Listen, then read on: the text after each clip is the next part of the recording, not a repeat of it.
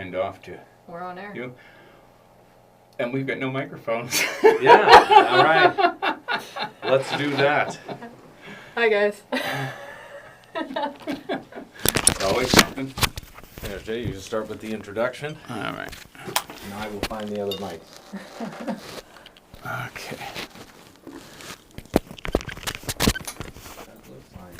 Sign of true amateurs. We're all ready for the podcast. We're live, and none of us have microphones on. We got the cameras down. I think we're just going to merge the bloopers right in with the whole thing. I might as well. You got your mic. You just start it off. I'll find the other. All right. I hope somebody can hear me. Is this Oh yeah, might as well check it out while we're. Yeah. I think I hear my voice. Yeah. Your volume sounds low.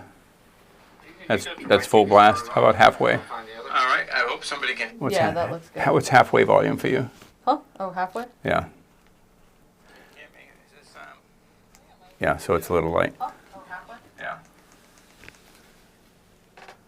All right. And No, that sounds fine. You all right with It's that? other people talking, and our mics aren't even on us, so this is it. All right. Can Hey, you go hear ahead, yourself? for the introduction.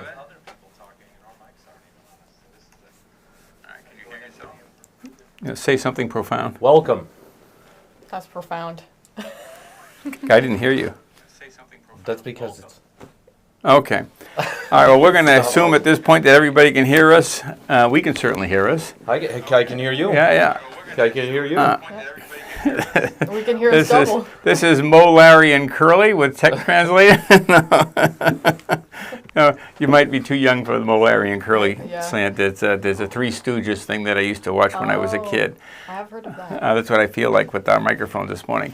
So my name is Jay. I'm the owner of CompuMatter. This is a podcast called Tech Translated, as you can probably see from above. And the purpose of this is to take the everyday things that the masses deal with. We're not catering to the geeks of the world that already know all this stuff.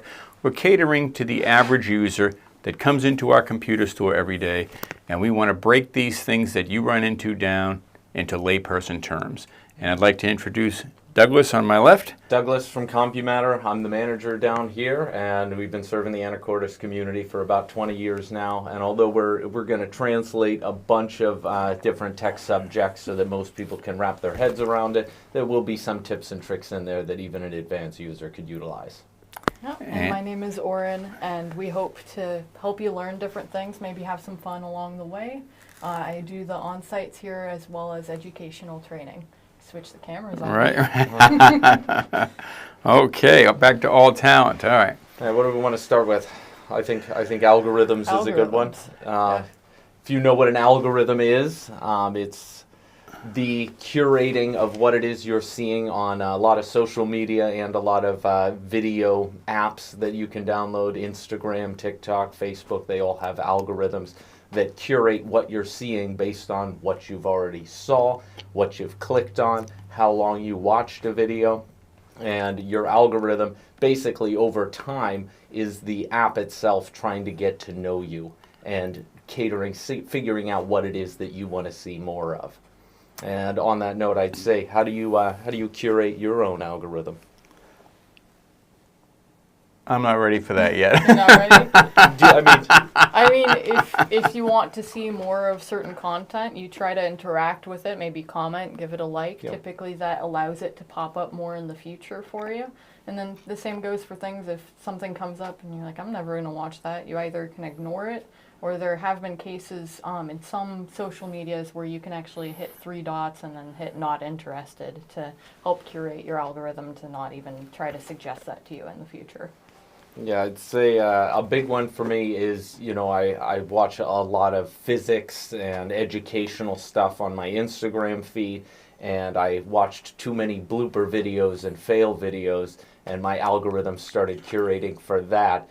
And it took about a month to undo that by hitting the not interested button and watching more of the physics and educational stuff. So I've basically surrendered to the algorithms.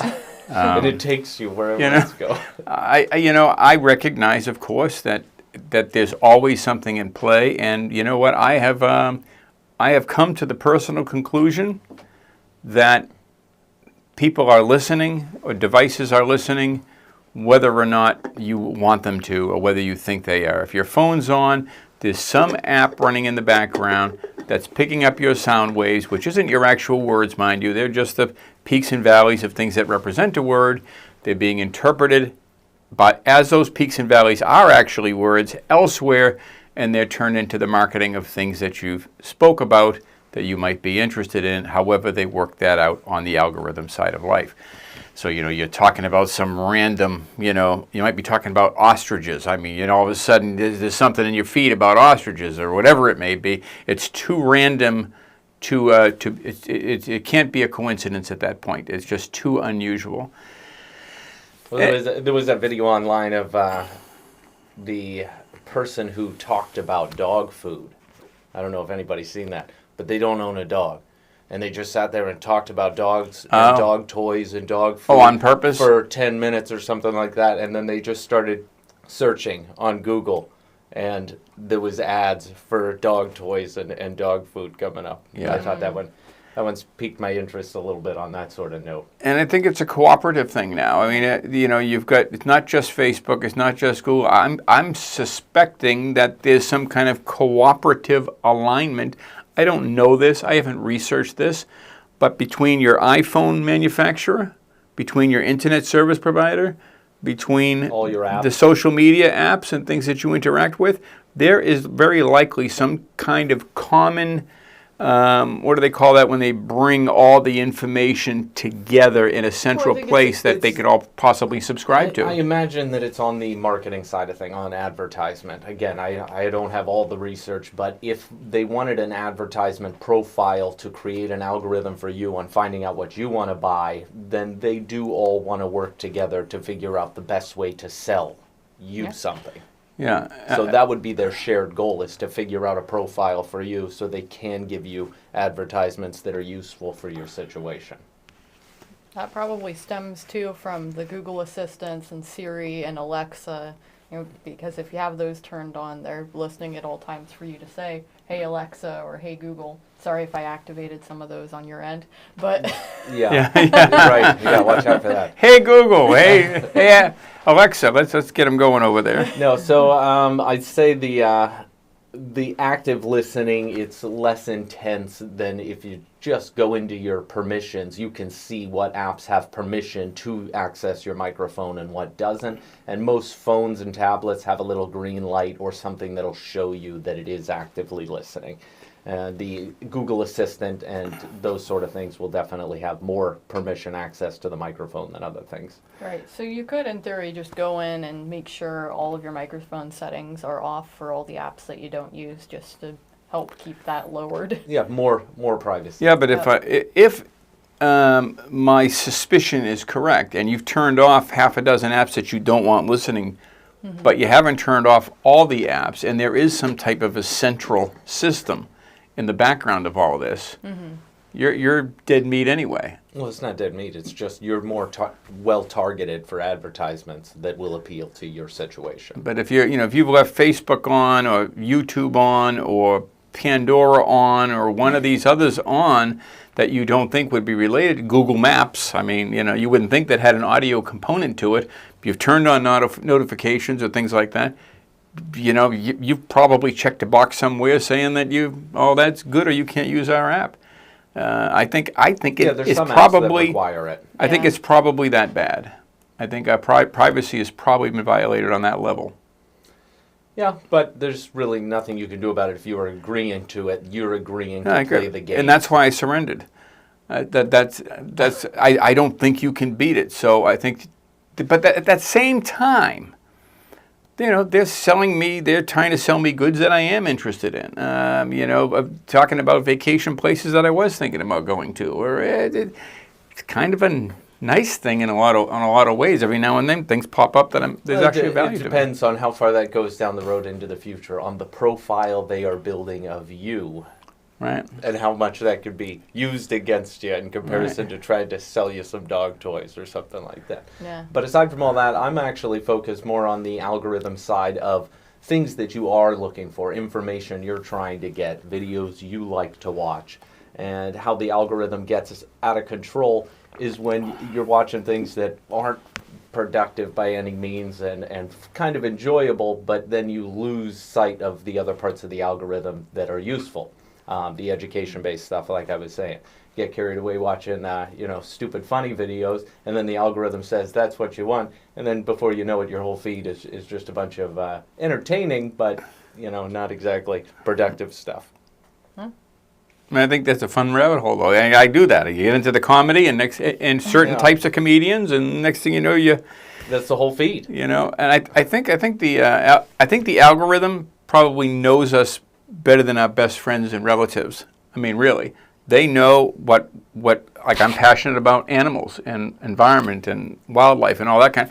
So the algorithm certainly knows that. They know I'm passionate about technology. They know I enjoy watching comedies. They know more about me than my mother knows about me. Yeah, well, I'd say more on the dopamine, like the chemical response of how you're going to react to things is more so what they're going after with the video side of things. Is at certain times of the day they might throw you different videos to get you to engage more with the app at that period in time. Whereas at different times it might show you more educational stuff because your mind's more engaged at that time of the day for those types of things. Yeah. So it could be time-based as well, but the goal is to keep you in the app. So think about that too sometimes if you're avoiding doing things that you need to get done around the house and things like that. Sometimes the algorithm works against you by keeping your attention as long as possible. Yeah. And you can curate that by simply putting your phone away. But aside from that, you can say the not interested or say that you don't want to see content like this and slowly curate it to something that's better for you. Yeah, well, and also be careful out there. There's a lot of, it doesn't necessarily have to be AI generated stuff, but I have seen a lot of stories out there that are really just designed to get you to click into it and then just go deeper down a rabbit hole. And then if you keep watching too many of those, then that just becomes your algorithm of just things that end up wasting a lot of time and not really going anywhere. Mm-hmm. Yeah, and that leads me to, I don't know what I clicked on. Oh, the three dots. That brings me to what I wanted to segue into, which is bots. They're very similar to trolls, but bots essentially are fake accounts that are on all the social media apps that are made to keep you engaged. And that ranges all the way from comments that get under your skin and make you angry and make you want to say something back to a person that doesn't actually exist because it keeps you engaged. Bots are also, companies will hire other companies to engage and make more activity on their content. So you could have a bunch of comments that are bots in a video and not know that you're not even looking at real people communicating with each other. And again, the bots are designed to keep you there and engaged. Yeah. No, that would be a huge one. Another thing is sometimes you see a lot of scams come from social media bots where it says maybe there's a free giveaway, click on this link, or all sorts of just weird things. Or sometimes they'll even privately message people. On Facebook, it's a pretty big problem for business owners. I'm not sure if it is for just the average user, but we've gotten a lot of messages just trying to tell us that our account has been suspended or will be suspended and you need to click this link. And there's just a lot of garbage accounts and things just trying to either get a reaction out of you or scam you. So just be careful and be aware of that. Yeah, and that's in your algorithm, that's one of the things that will lead to that sort of thing is if you engage with a lot of bot accounts, it will typically lead to other bot accounts. And trolls, in my opinion, are just as bad as the bot accounts. They're also just trying to get you to engage with whatever they're talking about and get under your skin and make you react to something. Yeah, I guess it's my turn. Yeah. I don't. Again, just as as I have surrendered to the algorithms, I've probably surrendered to the bots as well. They just do it. I don't have enough time in a day to micromanage all the technology stuff that comes my way. So I tend not. There is some entertainment. I might get to a little bit of a comment trail on a particular post, but only if it's a post perhaps I'm familiar with or a group I'm familiar with. And you feel like a point's not being brought up that you're seeing in the comments. Those ones that go 9,000 miles long, unless something strikes, and I could be guilty of that. Something strikes me as, but I believe it's a real person. Yeah. I believe that. I mean, well, I think it was a 2020 study of, I think it was, let's see, it was Twitter at the time. It was estimated 15% of the accounts were bots, and that was in 2020. Right. And those statistics are out there for this year and last year. But I don't imagine it's getting any better. I think it's definitely getting more worse. and more you're dealing with bots or fake duplicate accounts that you don't even know are just a company somewhere with 20,000 accounts looking for engagement and looking for... I don't know about you, but I don't have enough time in a day to engage in all those types of things. Well, that's just it. I don't. I watch podcasts. I know that majority of them are just feeding for more attention, and so I don't respond. So it's not that I don't have time. I recognize that a lot of it is fake, and I don't waste the time. That's essentially what I'm talking about. Yeah. And you don't have any way to know if they're fake or real. There's no way to know. Nope. Unless you know the person, unless they say they know so-and-so, unless there's some sort of connection through a friends group or through somebody that you follow, there's not a lot of predicting that. Right. And the Turing test is being passed. I don't know if anybody knows what the Turing test is, but that's a test for the AI talking to humans to be able to prove that they're a human or get past the humans being able to tell whether they're a robot or not. And the Turing test is being passed more by the AI in recent times. Right. So it's becoming more difficult to tell if you're talking to a bot, which doesn't make it any easier. Well, I imagine that would also significantly make the study different now that AI has jumped so far forward between now and 2020. So a lot of the accounts out there could just be AI, just generating comments that would make the most sense based on what it's seeing from other comments or whatever And we else. do have some comments, hopefully... Got a Skyrim reference there. Delvaclin, Fusro. Oh yeah, that is a Skyrim reference. Thank you for that. I don't know. Interesting interpretations on a comment board. And then Uncle Bill, how's it going? I don't know. I don't know. Bill Allen. That looks like a bot. No, I don't know. my uncle. It's your brother. And then Damon John. I won't go. Damon Jason. I won't go. I won't go. What do you make of that? I mean that. No idea. That might be that he won't go down the road of talking with bots and stuff like that. I don't blame you. Yeah. Yeah. Or getting triggered by trolls. That's the other one. Yeah. Right. It's a really common thing out there, and it is just a lot of time-wasting stuff. And there's plenty of topics that people can get up in arms about, so there is plenty of ways for trolls and bots to trigger people. Trolls, boy, you know. They're everywhere. Yeah, They're everywhere. them damn trolls. I remember trolls used to live under bridges when I was growing up. Now they live behind keyboards. Yeah. And that's essentially it. There is a safeguard when you're sitting at your keyboard and looking at a screen that the trolls are taking advantage of, because I'm guaranteeing if they were staring you in the face and having the conversation, they would probably handle things with a little bit different etiquette. How would you describe what a troll is? Oh, yeah, I've seen that, or I've heard that go around a lot this episode, so a lot of people might not know what that terminology means and find it kind of funny. It's basically just another word for somebody with probably ill intent, or somebody that just wants to cause some additional drama in a comment section or even in a video sometimes. Yeah. So just be cautious. So of what's that. their intention? What are they doing?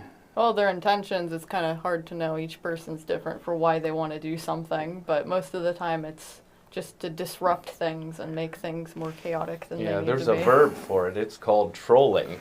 That's what it's called, yeah. And if you've ever been Rick-rolled, I'm sure that was invented by a troll somewhere. Oh, Although that's funny. If I'm Although fishing, that one is funnier. if you're fishing, you got a line behind the boat and it's kind of out there, That's and also and the trolling. lure's coming through the water, and you're waiting for something to bite, right? Yeah. So the concept sounds like it's pretty similar. Yeah, that could be similar. That could be. You know, you're throwing it out there, and you're waiting for people like us or you to Pun just intended, to 'cause grab hold. That connects us back to fishing. Oh, we're going to The talk. pH. We're going The in. pH, Oh, I thought yeah. we're going to turn this into a fishing show. Let me get my videos All right, out. let's go. All right. Yeah, no, there is some commonality there, but yeah, trolls are just designed to get you irritated, and I imagine it's just a way to get some entertainment and watch somebody else unravel. You know, when you talk about something that makes them uncomfortable, and you press their buttons, and again, you're safe behind your keyboard. That's a lot of what it is. Because those interactions don't happen as much in public. Because there is not that security of you're standing behind a screen with a keyboard. And if it comes to picking on somebody bigger than you, then it's typically something that won't happen when you're face to face with them. Yeah, they call it there's a desensitized aspect of being behind your terminal. Yeah. Anonymity is a big one, because I've learned over time that crimes are not committed when they're accountable. When people know who they are, they're not going to commit a crime in front of somebody that says, "Oh, excuse me while I steal this," and you're looking straight at me, right? Yeah. They have to be invisible. That goes with the territory, and that trolling that behind their terminal and nobody knows who they are goes hand in hand with that. Well, yeah, and that it doesn't equate to all big cities, but I do notice a lot more of that anonymity of being in a big city and never having to see the same person twice again. There's a lot more attitude, whereas I find in small towns there's typally, I know so-and-so who knows so-and-so who works for so-and-so. You're accountable. You're not anonymous. Yeah. No matter what you're conducting, and whether it's doing business or buying something somewhere and doing business at another location, people are typically more involved with how they're perceived and how they're putting themselves out there, because there is that accountability. Yeah. Speaking of which, I love Anacortes for that.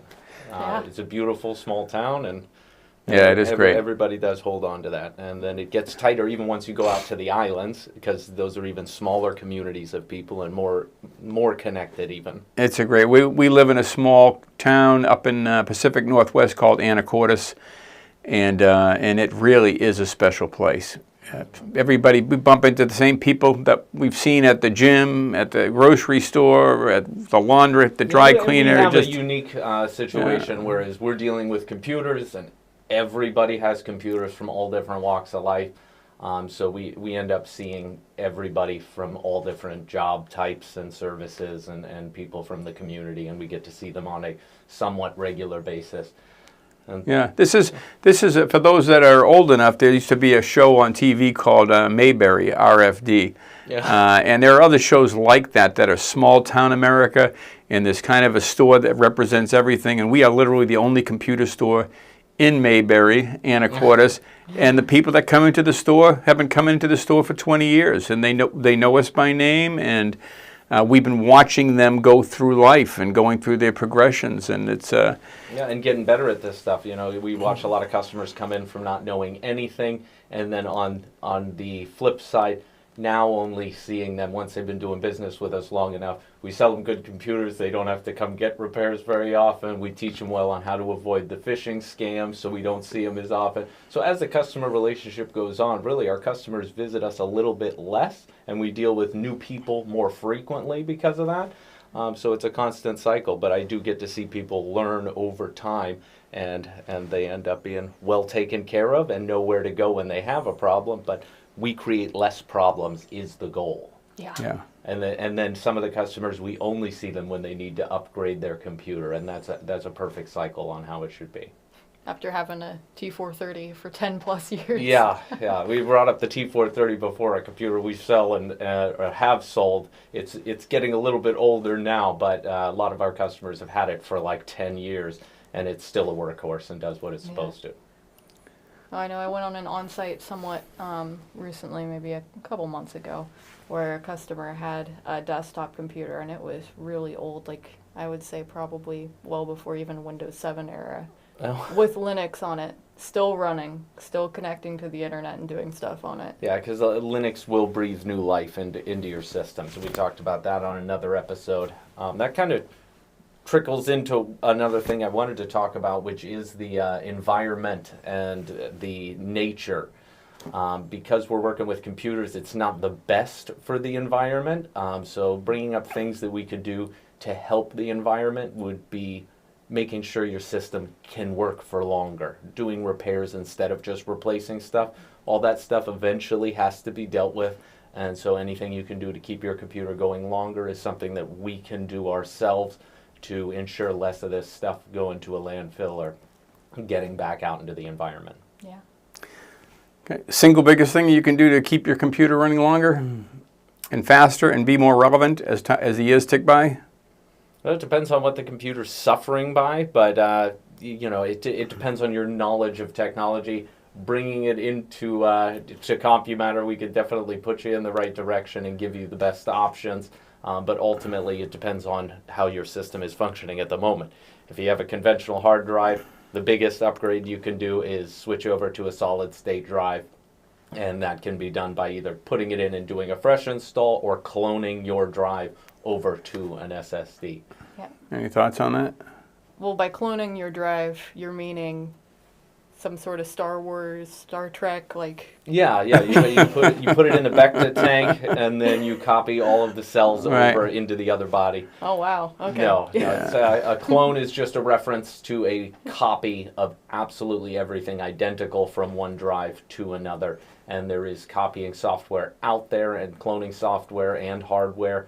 We also do that down here as well if you need help with that process. I do want to talk about drives just a second. Hard drives, in my experience in all of these years, with both individual consumer level computers, with business servers, hard drive, number one thing that will fail over the course of your computer's lifetime. And if it doesn't fail, it will just go slower. It will just have erratic mistakes, and you'll suffer them and have no idea where they're coming from.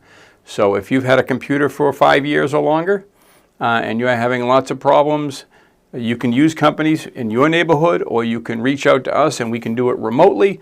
We can log into your computer. We can test your hard drive. We can give you real numbers. Is that drive running progressively slower over the years and is changing your experience? In the case of servers, business servers, where it's mission critical and they're running Linux in their life, their business life depends on it. Excuse me, I'm trying to get to that one. It's mission critical. If their drives fail, their server goes down and they're out of business. So I have alert systems built into our servers that email me anytime performance levels or temperature levels or something on those drives are getting out of whack. So it gives me a trajectory that I can predict. And I can go resolve the problem, replace the drive before it actually reaches complete failure. Yeah. All right, and we've got a couple of comments here from VHS to USB. So I don't know if that's a question, or is he's just saying that that's a transition that he's making, or converting VHS tapes to video content on a USB stick, or I don't know. This is the same guy that said, "I want go go go." You're not giving us. I won't go go. Oh, I won't go go. I think that was during the bot conversation, but the VHS to USB, I might have missed right when that popped in, and I might have had more context for what we were talking about back then. Yeah. Otherwise, Fix and Chill. Hi there. Hello, Hey. Fix and Chill. Yeah. Thanks for weighing in. Yeah.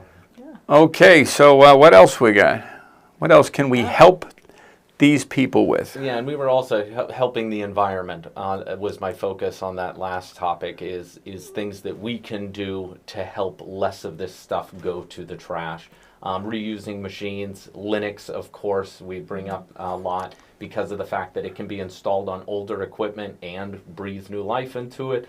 A lot of times you can find somebody who needs a computer and you're getting ready to upgrade instead of just trashing a computer. And I always recommend e-wasting it. We do e-wasting down here as well. But installing Linux on it and being able to give somebody a computer to where they can do research, homework, and schooling and stuff like that, it lengthens the amount of time that something is able to be used rather than it going to the landfill. yeah. Well, and there's a lot of people that do need just a computer to do browsing and email documents, that sort of thing. So if it is able to get upgraded rather than, say, even a Mac computer. If it's out of date, you can't upgrade it any further and you're looking to upgrade that system. If you feel comfortable with the process or need a video guide, we actually have a video guide on that process, but you can actually turn that into a Linux system. So if somebody else you knew needed a computer just to do those basic functions, or even, I mean, it depends on really how tech savvy they are. If they want to get into the more advanced parts of Linux, there's really a lot you can do. It's very customizable, and there's more than one operating system when it comes to Linux. There's a bunch of different variants and distributions of Linux. Yeah, so Very widely. it's really cool. I use Linux every day. The servers that we build are based on Linux completely, and most of the websites that you see in the world are actually living on Linux servers around the world. And so it's a long, well-tested, proven operating system, very stable, and we use it for desktop environments here at the store. In our technician room, there's a system with Linux on it. My 88-year-old mother has used Linux for the last 6 or 7 years, up until the point where, unfortunately, she has gone blind to the degree where she can't see it anymore.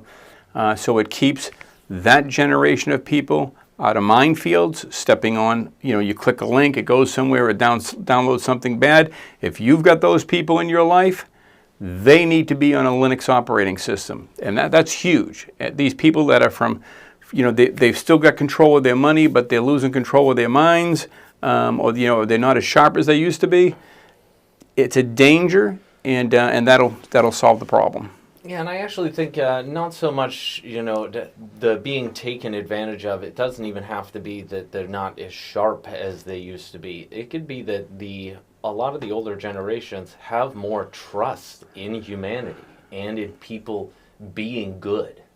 And I've seen that a lot is the scam artists are taking advantage of basically people having their guard down and trusting that people have their best interests at heart. And so a lot of the times it's not that they're not as sharp as they once were, it's that they actually believe that somebody out there is just calling them to figure out how to help solve their problem. And unfortunately, that's what the scam artists are taking advantage of. And so that's one of the biggest things that you got to look out for is somebody who's calling you or putting a number up on your screen saying, call this number and we're just going to come help you out. And then they don't talk about money until it's the very end, and they get to play the good guy. So it's really scary stuff. All right. Yeah, no, it's sad because they take advantage of people's kindness, and then I also see situations where they start out being really nice, and then to start freaking them out and yelling at them if they start to question things a little bit. Yeah, it switches into a fear-mongering at some point. Yeah. If they can't get their pound of flesh, they'll just keep going and start getting angry. It's cruel. Yeah. But I had one instance where the technician for a remote scam was calling this person grandma, and it almost brought me to tears when she came in after the whole thing unfolded. And I had to sit there with her and unravel the whole mess and figure out how to shut down accounts and change passwords and make sure her security information was correct. And that's another flag to put out there for anybody with accounts that have recovery information. Two really big things. I just have a little switch over here because I know it's super important. Make sure that it's your information that's in the security recovery account information. That's how people stay in your account, is because you miss the fact that it's their phone number or their email address that's able to change things in the account. And then I have a couple recently that I've dealt with where people have their home phone as their two-factor authentication, and a lot of companies are switching to text only. So if you have a home phone that's in your recovery information for how to get a hold of you, you need to be switching that over to a cell phone because a lot of companies, like I said, they're stopping the voice call and giving you codes that way. Yeah, so if you've ever been prompted to put your phone number in for your email, so you have a Yahoo or a Gmail account or even a Microsoft Hotmail, Outlook, those sort of things, if you've put your home phone number in there, I'd recommend going in while you know the password and changing it immediately, because any sort of situation can arise where maybe somebody got hold of your password and changed it. If you're locked out because you can't get a text to your home phone number, it's a really painful, month-long, potentially worse process. In some cases, people have lost their accounts, so we just want to help protect people from that pain. Yeah. I'd like to talk a little bit about the men that go down the rabbit hole of thinking they're in a relationship with some woman in some other country, and next thing you know, their bank accounts are drained dry. Yeah. I can't tell you how many times that I've seen that. I'm not going to name names. I'm joking about that, of course. But I do have some people that I know fairly well. I mean, many people that I know that have told me stories of I've got this gal that she lives in X, pick your country, and she's really nice, and they start to show me pictures of this person, which as they're showing them to me, I'm thinking, this is anybody's picture. Of course, they're liable to be younger. And now there's face recognition software. You can scan some of those photos. Oh yeah, and find them. Yeah. I've done that. That are stock photos on other people's websites. I've done that for one friend of mine, and I warn them at the very early stages, if the word money comes up within if you're getting involved in a new relationship, they're not going to be asking you for money early in the game. They're trying to find somebody they care about, somebody to be with, and money is not talked about. If that comes up anytime in the first, when does money come up when you were dating somebody? So 6 months, a year? In most of the scams, it's they're trying to get to you. They're trying to travel to you, and they need passports and money to get through checkpoints and to take a caravan from here to there so they can get on a boat, and then they need money for the boat, and they'll just trail you through and take a little bit of money. And they'll never see you. You're just paying their airfare and whatnot, but they never actually come to where you are. The goal is to convince you, I'm guessing, to give me just a little bit more so I can cross this checkpoint and be this much closer to you. And then something came up. Yes. And I got derailed because of this. My uncle's in the hospital, whatever. Or my ID got stolen. I need you to get a new one. Or I've got a business. I got a business idea. This one's come up a couple of times now, where the woman on the other end says, I've got this business idea, my uncle invented this, and we just need a little bit more money, and if you put in a little bit, then we'll make you a business partner. And thank you, Fix and Chill, for the compliment. And he says there's a TV show called Catfish. Yeah. I was going to bring up Catfishing. Yeah. Catfishing is another, that's interesting. This is another fishing reference here. Catfishing is that whole thing of presenting yourself as one identity, one person, one entire set of credentials and hobbies and whatever it may be, when in fact you're not that at all or even close to it. And there is a movie out there called Catfish about I think it was a pro football player that was in love with a woman who was actually a man pretending to be a woman. Cool. And took him way down the rabbit hole, and then he publicly, on a television interview with a national newscaster that we might all know, explained that he was going through some tough times because his girlfriend, I think it was his girlfriend, just died, or his girlfriend's mother I think it was his girlfriend died, and so that caused the media to dig in on that and find out about his girlfriend, and they found out she didn't exist. In fact, the picture that he was putting out there as his girlfriend was somebody else identified from a different country. Oh my gosh. She lived in Hawaii or something like that. So it's really scary. Have your antennas up for any of that sort of stuff. I almost fell for one that was a family of two boys whose mother passed away in, I don't even remember what country it was. But they got a hold of me through the grapevine, through Facebook, and shared with me the hard times that they were going through. And I was young enough at the time when I got it to where I was considering sending them some money. It wasn't a lot of money. I told them I don't have a lot of money, so there's not a lot of money for me to give you. So, but what I can do is I could scrape up $10, which in their country I would actually do more than it. The conversion rate was good enough to where even a little bit of money could have helped them.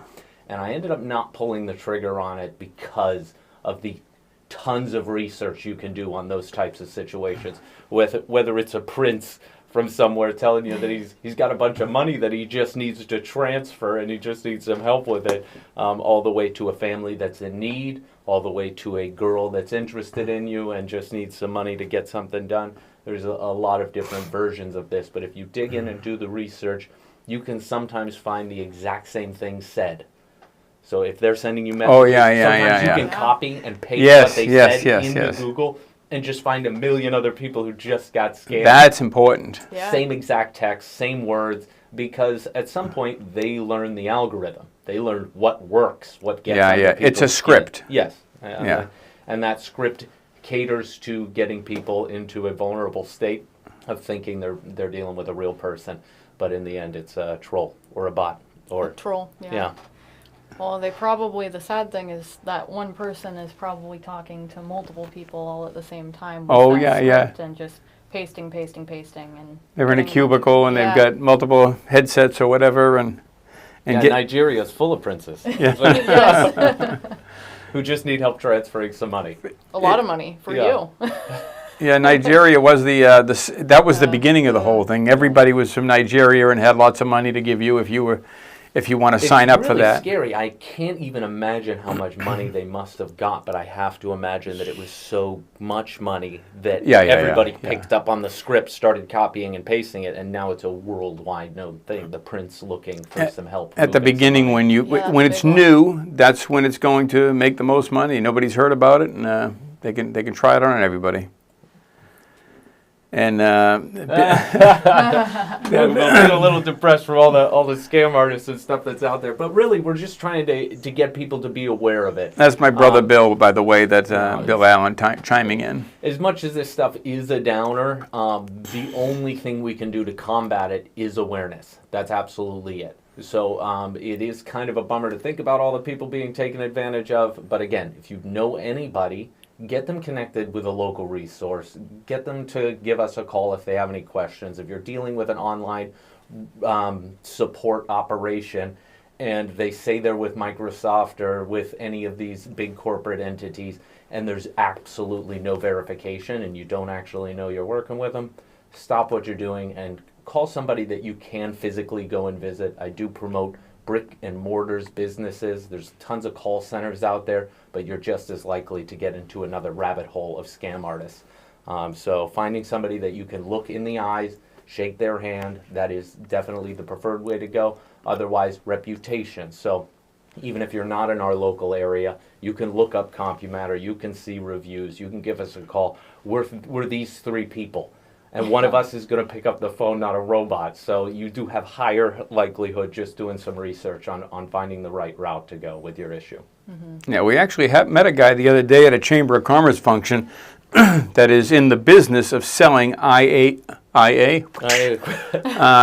solutions for businesses, and that's the first time I've heard of it. Of course, it's going to be more and more of this, where it is now an industry where they're selling products that are artificial intelligence products designed to answer your phones, interact with your customers, maybe handle some of the paperwork flow. But there's an industry that's sprouting up there now that's trying to sell it to local businesses, and I don't think we won't be a candidate for that, at least not anytime soon. Not for a while, unless the call volume was so ridiculous that I needed some sort of barrier before I could hire more people to help. Most of my customer interactions on the phone, I'm actually helping people out and communicating things more efficiently. The tech translated way is making sure that they're able to understand it. And I don't feel an AI is going to be able to replace that personalized view of things or care as much as I do. Right. That can change as AI gets more intense, but I would buckle up. I want a real person to be behind the phone. Yeah. Aside from that, AI can be a frightening thing to think about for the future, especially with all these scam operations going on. But a really big thing to remember is, on the positive side, AI is also going to be able to be in charge of tracking down these scam operations, and they're going to be able to sift through this data better than any of the humans can, which means I believe they're going to be able to shut down a lot of the scam operations. So I'm actually really positive on the things that it can bring to the table, instead of just the fear of the bad guys using it. There's always going to be pirates. I'm really actually excited to see how antivirus and those sort of things improve with AI and how they can track different things if something's doing nefarious things in the background, shutting it down before it even has a chance. I would imagine, the negatives will be going up with AI, but also a lot of positives in just preventing things faster. That goes in a lot of things, really. Probably medical. Yeah, that'll go into all research, fields. Like AI is going to it's make gonna be advancements massive. in medical just as much as in manufacturing, just as much as environmental causes. So even though the mining of it and the waste of it is a big downside, it's also helping tackle a lot of environmental issues and get us critical data on everything that's going on.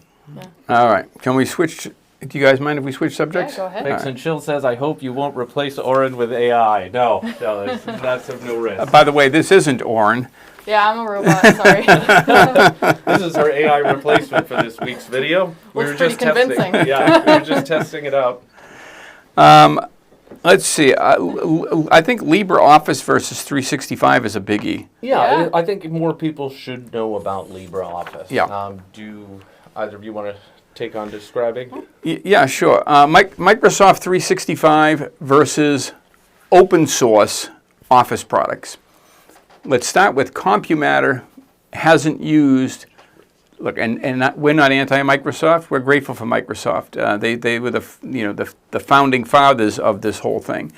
But do you need to buy a Microsoft Office product? We haven't used Word, Excel, any of those things for at least 15 years. And we're a business. Aside from troubleshooting people's issues. Well, yeah, I'm talking about... we pay for the software so that we can figure out how to do how to things fix somebody's yeah, computers. how to fix their issue in those programs. But we don't personally use them for ourselves, for making spreadsheets and making Word documents. Yeah, that's the point I was trying to make there is, so if a company like us, a business with multiple employees, we've got documents that come our way from customers, we create documents that we send to customers, and we haven't been tripped up, there's a high probability that you, as an individual user or a small business user, can divorce yourself from that world.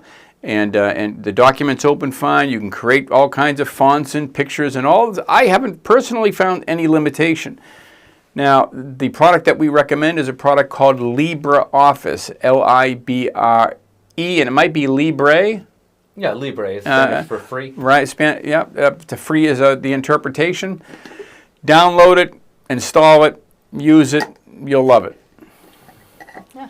What else you got? Well, could you explain a little bit more? Because that's an open source product to people that don't know what open source Open is. source usually starts... Sorry, I got a frog in there.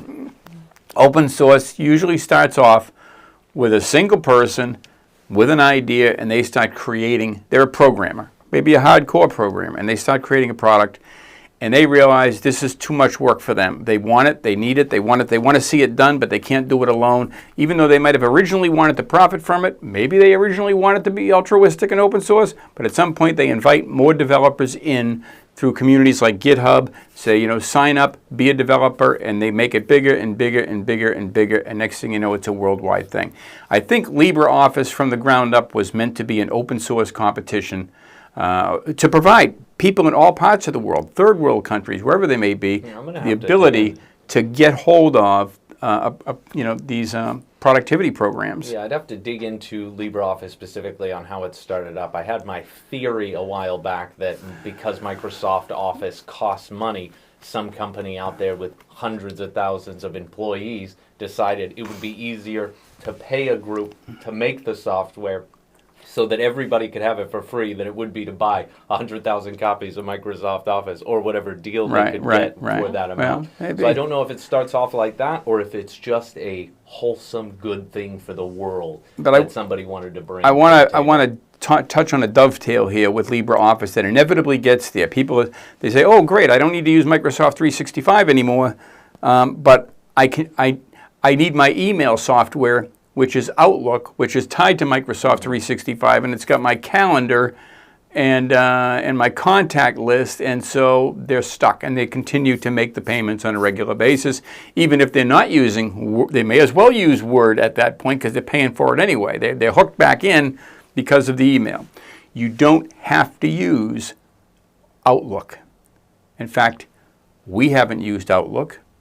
In fact, you'll be hard... Aside from solving people's issues. Right. You'll be I use it all the time to get the jobs done. You will be hard-pressed to find a technician, a computer technician, that uses Outlook.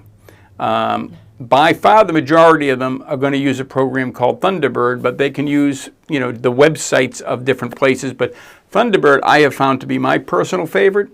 It's also open source, just like LibreOffice. I've got the contacts, the calendars. It works seamlessly with our server, and I've been using that for 30 years, probably. Wow. So I can certainly vouch for it. Well, that's definitely helpful to people that want to just separate from the Microsoft world, and Thunderbird and LibreOffice is a really good combination to solve all those needs. Yeah, you might have a business with 50 people in tag. it, and you're paying ridiculous amounts of money per user, right? The benefits are the little connective tissue with Microsoft Office. They do now give you some cloud storage. They do give you some backup software. So there is some other features that are beneficial there, including, I think they have AI tied in through it, which I don't know, for your privacy maybe isn't the best, but it's another feature that you can use. All I know is I'm paying zero, nothing. Which is certainly a for nice my feature. Office product and my email, I pay nothing for the company, for myself. And the only other issue you have is where does the email live, right? Yeah. If you're a business or a small business or individual, you may have signed up with GoDaddy or some other company, because the hooks are everywhere. Yeah. And so you've decided, well, I'm going to put my email with this company. Well, it turns out they use 365, and they're charging you X amount a month for your email addresses. And you've got your Office and all the other, there's a constant hook into a hook into a hook. So we talked a minute about where you read your email through Thunderbird, but where does your email live? And if it's living on Microsoft's equipment, then you might be stuck on that hook. Well, your email does not have to live on Microsoft servers. In fact, life can be very complicated when your email does live on a Microsoft server, especially when it comes time to the time you want to migrate it to some other server, and that's kind of baked into the cake. But you, in my opinion, you should divorce yourself from the Microsoft. That might be too broad of a statement. Yeah. For my world, certainly, I divorced myself from the Microsoft 365 email program, and use. In our case, we're using Google, and to host our email, you could also use it. There's many private companies. GoDaddy, there are many private companies out there. Looks like he's got a price Yeah, there but as well. you see, that's $9. So GoDaddy, we're being told by somebody, is $9 a month, but that's per user, per month, in perpetuity. Those are the three ways I'd like to say that. Living it on their server type of thing? GoDaddy's email is actually not GoDaddy's email. GoDaddy's email is Microsoft 365. So it's all it's all hooked in. You sign up for them, they get you a Microsoft 365 account in the background, and Bob's your uncle. Yeah, Interesting. That's how that works. And you pay $9 a month per user forever.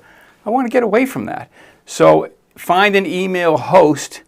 There are private email hosts all over the place. There's tons of free ones out there. HostGator is a big company. I don't know what they're charging per user, but I would try to steer clear of those that hook you into that $9 a month per user in perpetuity. You can find them far less than that. Is there some other feature that I'm missing there for $8.99? Well, you're probably getting their 365 with that. So that's how they're hooking you into the whole thing. Forever, for as long as you live. There might be some other feature, maybe a spam filter or something that I'm missing there as well. Yeah. I'll have to dig in on that. I also have from Fix and Chill, can you open LibreOffice in your browser? Because he brings up Google Docs, and Google Docs is another free office, basically, for making the documents, and they, of course, have free email that they supply as well. But Google Sheets is a nice one for being able to make a document and share it to somebody very efficiently. Yeah, Google Docs is a great program, and it does give you the cloud-based documents that a 365 environment might give you that LibreOffice won't. So LibreOffice creates everything locally. Yeah. You can certainly email it, create PDFs, all that kind of stuff. But if you want a cloud shareable that opens in a browser that you can send to a user that opens in a browser, as Fix and Chill has pointed out, very interesting name. Yes, Google Docs is the way to go, and it's free. You just have to have a Gmail account. Yep. Do you use Google Docs? I have in the past. I don't so much anymore, but I am in the Google world, so it just depends I don't know on what if I'm the doing. feature still works, but I had friends who were doing D&D, and you can open up the same sheet on multiple computers, and everybody can edit the same document at the same time, which makes it so there's an efficiency of not changing a file, sending it to somebody, and then changing something, and sending it to somebody. Everybody's live on the same spot. I thought that was cool. That's definitely still a feature. That's actually my favorite feature of it too, because you can work on a document and then see people moving and typing along and make changes to exactly what they're typing at the same time. Now we use, for our clouds documents here at the store, we use our own server. We have created a small business server that we sell, and on that is the open source product called Nextcloud. And you can look into Nextcloud if you, that is another cloud option. They have their own hosted solution. If you own your own Linux server and you know how to install that stuff, that's definitely an upgraded thing. Not everybody watching this is going to know how to do that, but you can install it on a Linux server for free and provide it to your users at your company. And cheers from Alberta, Canada. How's it going? Hello, Alberta and Laz Dinger. We're going to have to be careful with reading those names out. I thought that said something else. And it has a chat window in it also. Oh, nice. That's probably for the Google Docs tie-in. I didn't realize that. Oh, yeah. They might have added the chat since I used that page. It is nice. 11:19. So all right. All right. So, boy, there's so much more that we'd like to talk about, but the tech field is huge, and we didn't even cover half of the stuff on there. No. Well, all right. We'll be in next Tuesday, hopefully. Yeah, next Tuesday at 10. Yeah, God willing. Yeah, hope to see you guys. All right. Otherwise, have a good weekend. We are open today from 11 to 4. Also, feel free to enter any questions in the chat from this one. We'll try to look back and cover things on the next one. And any questions you have on future episodes, feel free to ask them. We'd love to tackle any of the questions you got. Yeah. And then our number and email address is up there. Yep. Thank you very much. All right. Wonderful rest of the Saturday. Thanks for watching. Bye-bye.